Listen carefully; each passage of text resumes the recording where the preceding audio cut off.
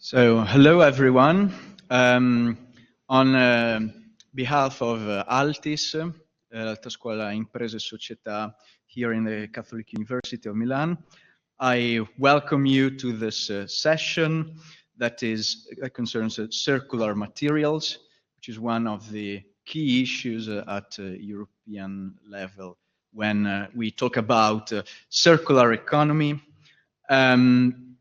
And also, of course, broadly speaking, at global level. First of all, I introduce myself. I'm Vittorio Capitani. I'm a postdoctoral researcher at Altis, and so I currently work on many issues concerning a circular economy, and so I'm glad I was invited to hold this session.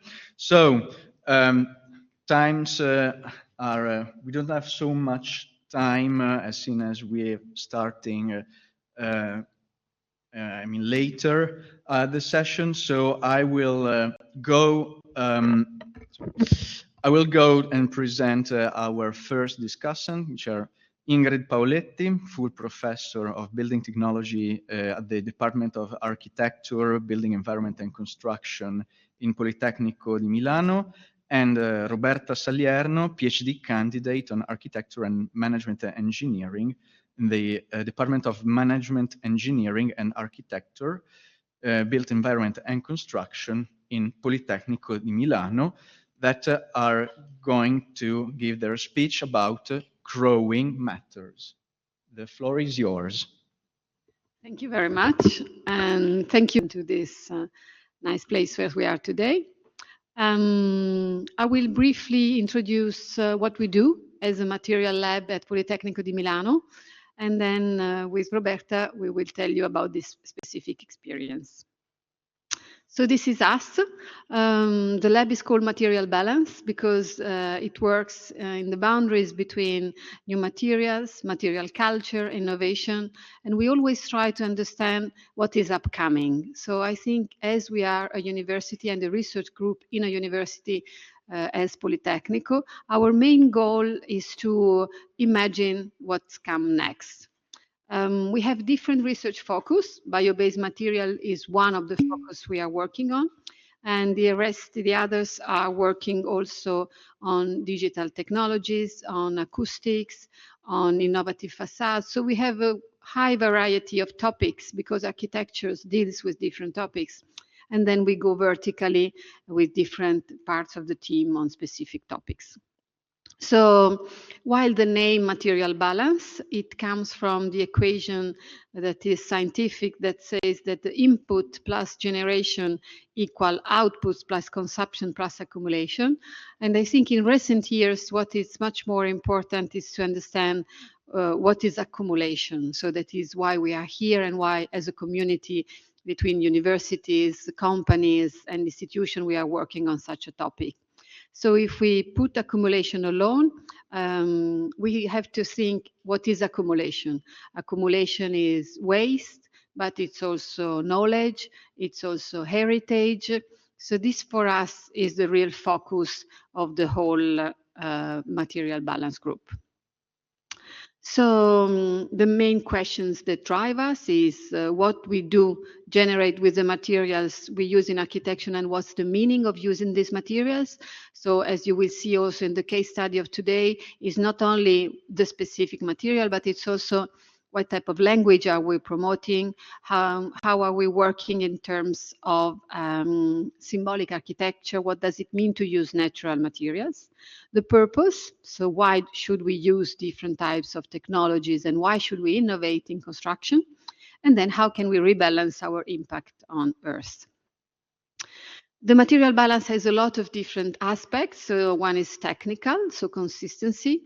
One is physiological, so how do we perceive inside environment, like when you hear and you look at these walls, where do they come from, how history tells something about us.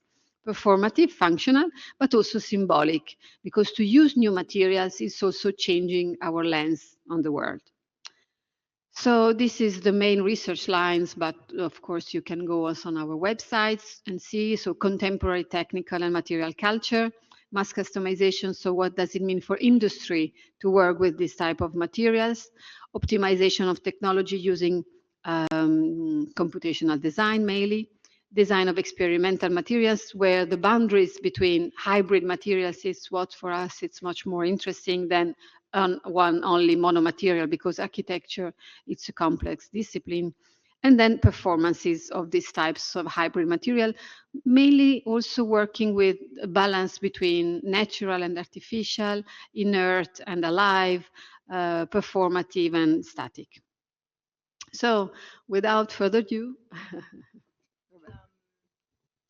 So yeah, after this short introduction, this is what we want to discuss about today. This is our latest installation that we presented at the Design Week of this year, so 2025, and it's called Growing Matters. Growing Matters is actually a collaborative experience that we had with also a Danish firm that is called Henning Larsen, and together with them we tried to figure out a way to implement, let's say, bio-based materials in the construction processes. So the idea behind Growing Matters is actually trying to figure out a way to design with nature. We know that construction architecture as a field are very impactful, especially when it comes to environmental impact. So we need to ask ourselves, how can we do something more for our field, and what can be done? So here the idea, since we deal also with bio-based materials, was to say, if we want to shift towards more sustainable practices, then we need to understand that dealing with different materials than from conventional ones means also that we need to deal with a different kind of design. And that's the idea that brought Growing Matters to life as an evolving installation. So using bio-based materials in a way that they evolve with the installation with time, and we never have the same result as we move forward during the days. So the idea behind this installation was to create 80 mycelium spheres. We deal as bio-based materials in this specific example with mycelium. And what you would notice in the coming pictures is that dealing with mycelium and in general with bio-based materials, as we said, will never give the same outcome. So every sphere, although produced in the similar ways, gave a different outcome. All the spheres are different from each other. And what we wanted to celebrate with this statement is the richness and the beauty of the material and of nature in general. So a little bit of introduction of what is mycelium.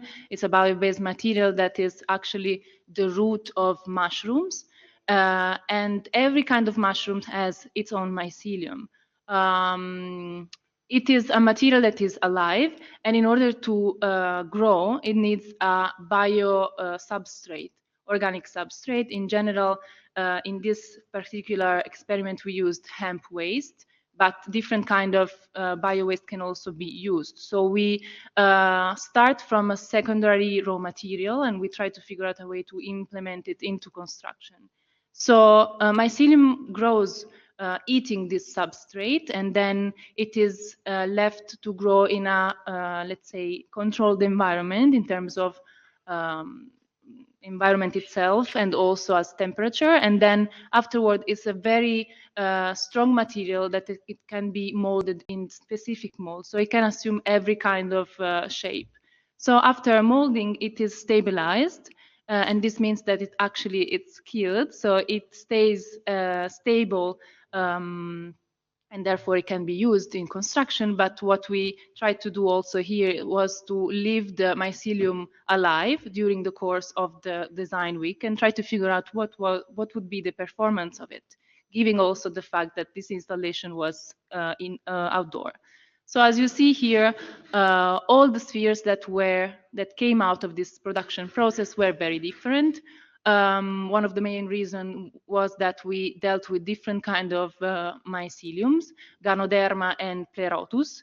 And if you see here, the different mainly is because some of them were left to dry, so they were stabilized using ovens, big ovens, and some of them were left like this. So we tried to figure out a way even to reduce the consumption of electricity for the production process, giving also a way to boost the production and have more production of single products in a shorter time. So the idea behind this installation is that we wanted to reach a complete circularity, which it's almost doable, but it's actually, let's say, not every time 100% possible. So what we wanted to do was to embed these spheres inside a structure that afterward would just be dismantled and then brought back to the construction company. And this is what we did by using the scaffolding. So the scaffolding nowadays is being used for other purposes in other buildings. So in this case, it's zero waste. And we proposed these bio-based materials because it can go directly to landfill, or it can also be reused and so can be found in another purpose. So the production of these spheres actually starts from the skeleton, which is this willow sphere of 50 centimeters diameter. Of course, being willow spheres, they are all a bit different in shape. So each sphere is a little bit different from the others. And what we tried to do was to give a space for the mycelium to grow on the sphere. And then we chose to, let's say, cover all the gaps of these willow spheres with cellulose and paper. This is because mycelium eats the cellulose and in this way, let's say, grabs the structure and becomes a whole with the substructure that is below it. So we produced the mycelium. In this case, we used Pleurotus, and another production company used Ganoderma. And then we embedded the substrate on top of the spheres. So you can see here, we produced as many spheres as possible in our lab. In our facility, we were able to produce 20 spheres, and we didn't have enough space to actually dry them. So these spheres were left to grow for some days, between 10 and 15 inside our lab, in a controlled environment as much as a lab can be controlled. And then some of them were left to grow. And in this case, we're left a bit open to let the mushrooms come out of the balls. The idea behind this is to be a little bit provocative and say, can maybe we in the future just eat our building? Can we eat what comes out of our building? Of course, it's a very big provocation. It's utopic at this point, but why not pushing forward a little bit with our installation?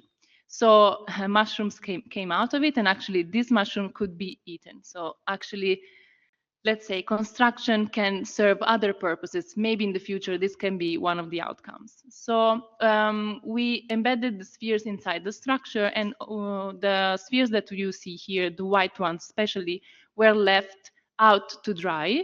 And we didn't know that we were expecting some, different behavior because, of course, being alive, it's unpredictable. The material itself, it's unpredictable.